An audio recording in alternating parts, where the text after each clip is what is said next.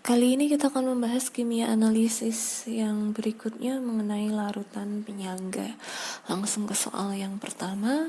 Sebanyak 100 ml larutan CH3COOH 0,1 molar dicampur dengan 100 ml larutan CH3COOK 0,2 molar. Pertanyaannya, pH larutan yang dihasilkan adalah berapa? Ingat, untuk tipe penyangga, dalam menghitung pH kita harus bisa menentukan apakah kita langsung menggunakan rumus atau kita perlu MRS. Ada dua konsep ini. Jadi kalau di soal ada dua senyawa yang mirip, misal NH3 dan NH4Cl, itu kan mirip. Berarti nanti mencari pH-nya kita langsung rumus. Tapi kalau ada dua senyawa yang berbeda, misal jelas dia asam atau basa, contohnya HCl dan NaOH, berarti kita harus MRS, dan kalau dia penyangga nanti akan ada sisa senyawa yang lemah.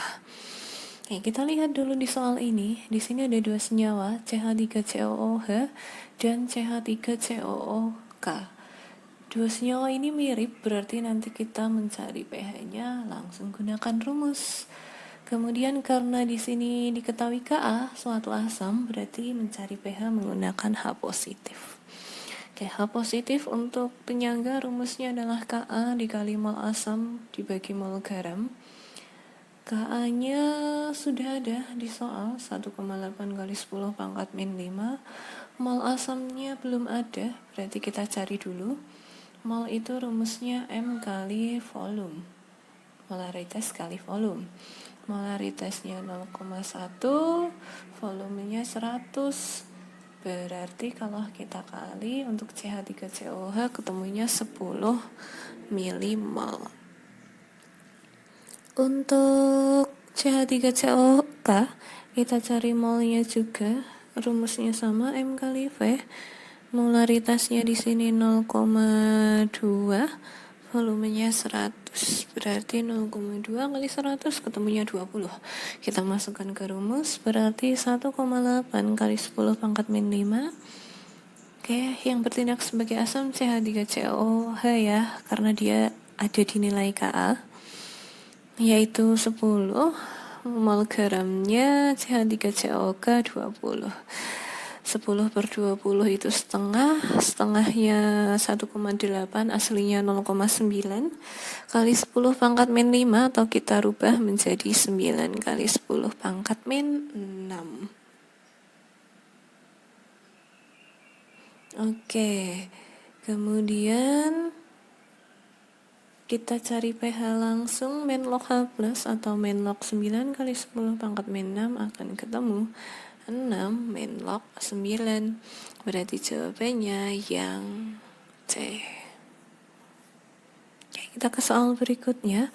Larutan 25 ml NH4OH 0,2 M dicampur dengan 25 ml HCl 0,1 M.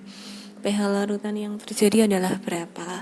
Kita memakai konsep seperti tadi, kita perlu identifikasi apakah dua senyawanya mirip atau tidak. Di sini ada NH4OH dan HCl. Oke, ini jelas beda, berarti kita harus MRS. Oke, sebelum MRS kita cari mol dulu, bahwa mol NH4OH seperti tadi rumusnya M kali V.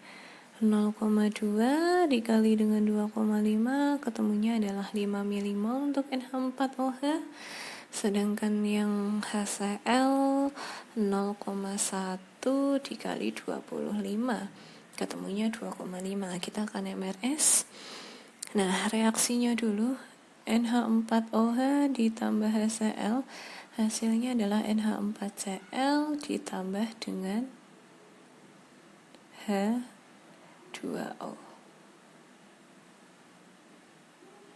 Oke.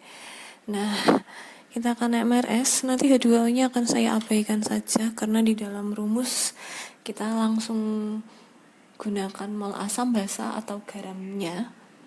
Jadi H2O tidak perlu. Oke. Nah, tadi mula-mula mol NH4OH-nya sudah ada 5 milimol, untuk HCl 2,5 milimol. Nah, Ingat, yang akan habis bereaksi adalah untuk yang nilai mol mula-mula dibagi koefisien hasilnya kecil. Di sini ada 5 sama 2,5, lebih kecil yang 2,5 berarti nanti dia akan habis. Kalau habis berarti di sini juga harus 2,5.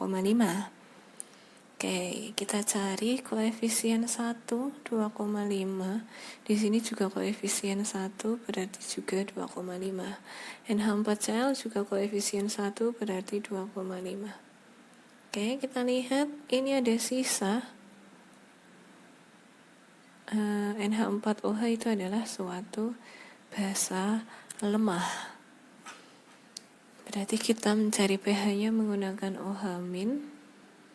OH- rumusnya Kb kali mol basa per mol garam. Kalau MRS, mol yang kita gunakan adalah mol posisi S atau sisa. Kb-nya sudah ada 10 pangkat negatif 5 ya. Mol basanya tadi 2,5, mol garamnya juga 2,5. Berarti ketemu OH-nya tetap 10 pangkat min 5 karena ini bisa dicoret-coret. Berarti kita ke POH dulu, min log OH min atau min log 10 pangkat min 5 akan ketemu 5. Kemudian kita ke pH, 14 min POH, 14 dikurangi 5, ketemunya adalah 9. Oke, kita lanjut ke soal berikutnya. Larutan penyangga berperan dalam menjaga kestabilan pH dalam cairan inti sel, ekstrasel, dan berbagai sistem lainnya. Berikut adalah daftar spesies kimia yang dapat membentuk larutan penyangga. Ada 5 senyawa, pertanyaannya pasangan spesies kimia yang dapat membentuk larutan penyangga. Di sini saya biasanya menggunakan cek pin. Jadi cek, sama pin, in, saya garis bawahi. Apa artinya? X ini menjelaskan ekstrasel, in menjelaskan intrasel. Jadi kalau misal ditanyakan ekstrasel, berarti di dalam pasangan senyawanya harus ada unsur C. Sedangkan kalau ditanyakan intrasel, di pasangan senyawanya harus ada unsur P. Nah, senyawanya jelas dua ini sih. Untuk yang ekstrasel H2CO3 dan HCO3- di sini ada unsur C-nya.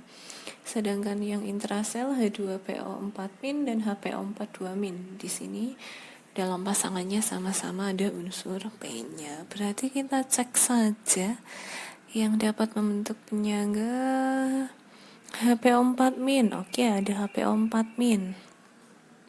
H2CO3 aslinya ada di ekstrasel.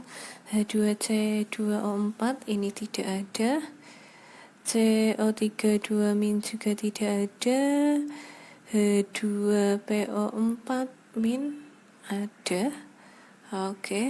Yang berpasangan berarti yang 1 dan 5. Oke. Jadi untuk penyangga kita harus cari tiap pasangannya. Yang berikutnya, perhatikan kurva perubahan harga pH pada titrasi CH3COOH dengan NaOH berikut ini. Di sini ada gambar titrasinya, kurva titrasinya. Pertanyaannya, daerah kurva yang merupakan larutan penyangga. Oke, di sini ada daerah W, V, Z, Y, dan X. Oke, saya jelaskan langsung saja.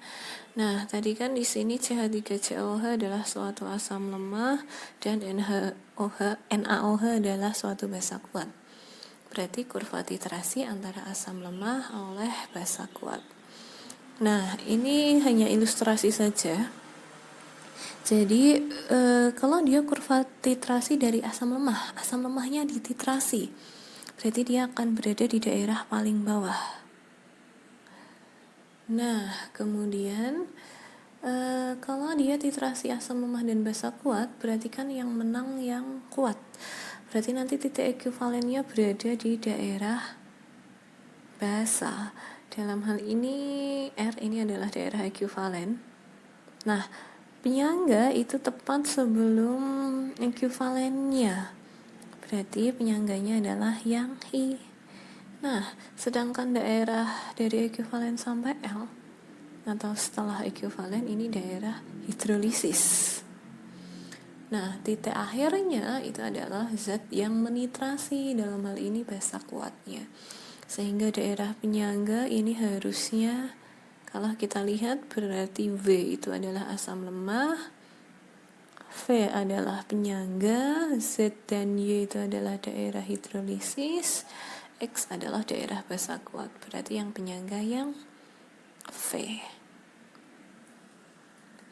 Berikutnya, larutan yang merupakan larutan penyangga adalah yang mana? Ingat konsep penyangga, bahwa pada penyangga itu pH-nya akan relatif tetap. Berarti kalian mencari yang nilai pH-nya relatif tetap. 3:1, jauh. Yang Hi 5 ke 4,9, oke, dia hanya turun 0,1 ke 5,1, dia naik 0,1 dari pH awal, berarti dia relatif tetap yang Hi. Kemudian yang R 8 ke 7,9 ke 8,1, ini juga relatif tetap, berarti jelas jawabannya Hi dan R.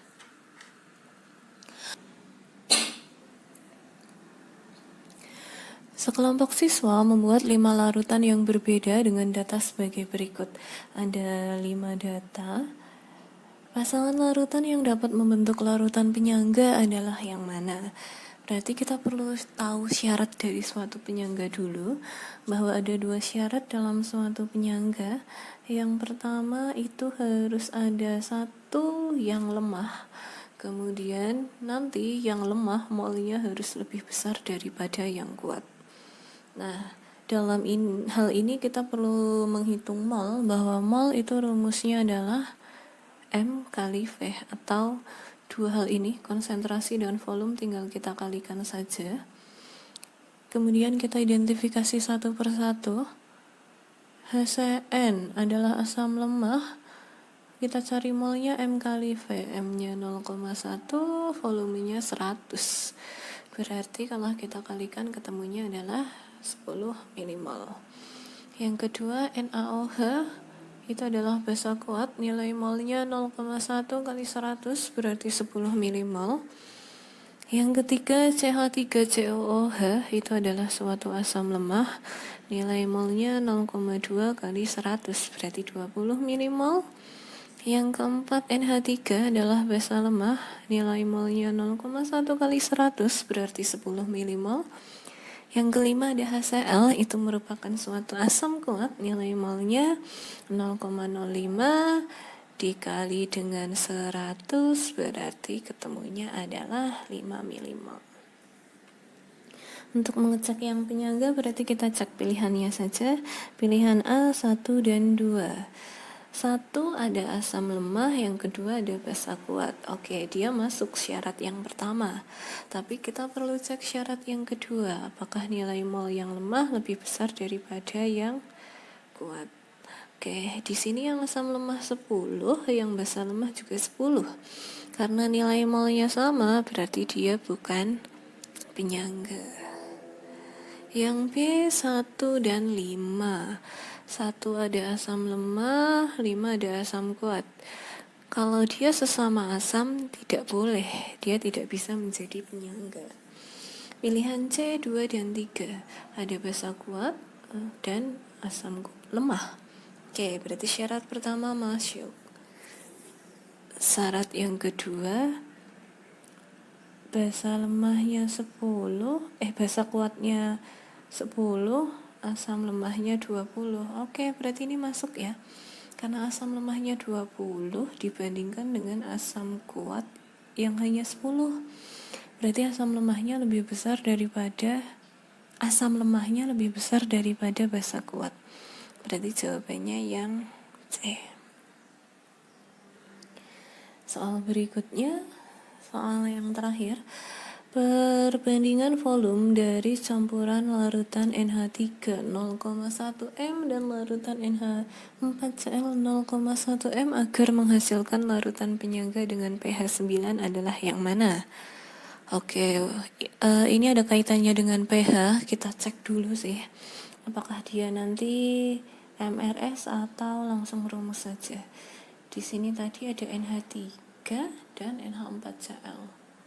Dua hal ini mirip, dua senyawa ini mirip, berarti nanti kita langsung rumus saja. Oke, kita cek. Di sini ada pH 9, bahwa kalian tahu kalau pH-nya lebih dari 7 berarti dia suatu basa.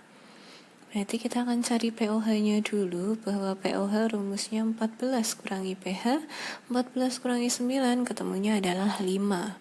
Sehingga OH-nya adalah 10 pangkat negatif 5. OH- sendiri untuk suatu larutan penyangga itu rumusnya Kb dikali mol basa dibagi dengan mol garam. Molnya Oke, karena di sini ditanyain perbandingan volume, berarti kita penjabaran rumus saja. Bahwa mol itu aslinya kalau dijabarkan M kali V. Berarti Kb kali M kali V basa dibagi M kali V-nya garam. Yang basa NH3 ya, karena dia diketahui Kb-nya. Oke, OH-nya tadi sudah ada 10 pangkat min 5. Kb-nya juga 10 pangkat min 5. Molaritas basa 0,1, volume basa ditanyakan. Molaritas garam 0,1, volume garamnya kita tanyakan perbandingannya. Berarti ini bisa coret-coret, coret. Sehingga 10 pangkat negatif 5 dibanding 10 pangkat min 5 sama dengan volume basa per volume garam. Sehingga 1:1 sama dengan volume basa per volume garam. Sehingga jawabannya 1:1. Oke, sekian dulu untuk pembahasan larutan penyangga. Sampai ketemu di materi berikutnya. See you.